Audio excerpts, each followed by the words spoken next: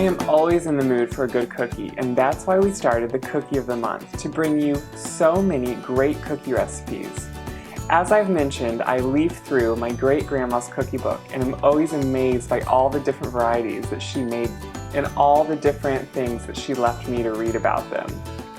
These ones say the very best, and I can't wait to share these all-in-one oatmeal cookies with you. They combine chopped dates, raisins, walnuts, and everything good, especially chocolate chips. Let's get started by creaming 1 cup of butter, 1 cup of brown sugar, and 1 cup of white granulated sugar.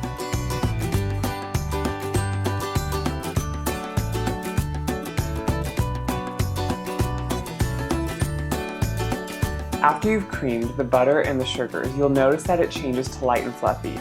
In an electric mixer, this will take about 2 to 3 minutes. You want to make sure you cream properly. This somewhat dissolves the sugar and it softens the butter just to the right temperature. After you're done creaming, add 3 eggs, one at a time, with the mixer running on low until each is incorporated.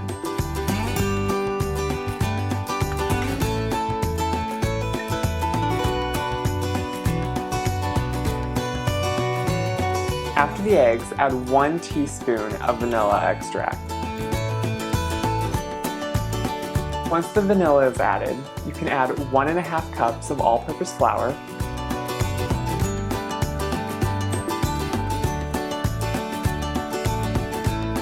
1 teaspoon of salt, and 1 teaspoon of baking soda. Mix that in until completely incorporated. Once the flour, salt, and soda are completely incorporated, we can start adding the delicious ingredients, starting with 3 cups of quick oats.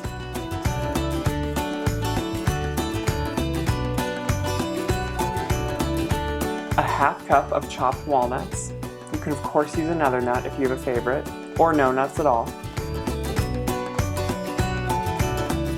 1 cup of chopped dates. I love dates. A ½ cup of raisins, and 2 tablespoons of freshly grated orange zest. You can't go wrong with fresh zest. And finally, 1½ cups, or about 1 package of semi-sweet chocolate chips. That's all you need to do. If your mixer's starting to have a hard time mixing all the ingredients, you can of course stop it and either do it by hand or with a spatula. It will be a shaggy dough, but it will be delicious. Next, all we have to do is make rounds and bake them. I of course love using my cookie scoops, or these different sized ice cream scoops, to put my cookies onto my sheets. They're so easy and you can choose your size. I always think for a cookie that has a lot of ingredients like this does, a bigger scoop is a lot more fun with these cookies.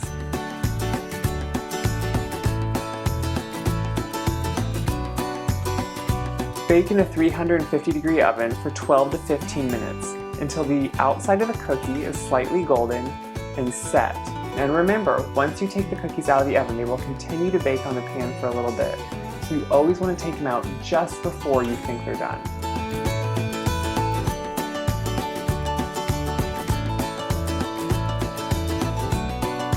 After your cookies have baked for 10 to 15 minutes, you want to take them out and let them cool on the baking pan for about 5 minutes. This will just firmly set the cookies, just slightly finishing them up. Then transfer them to a wire rack and let them cool.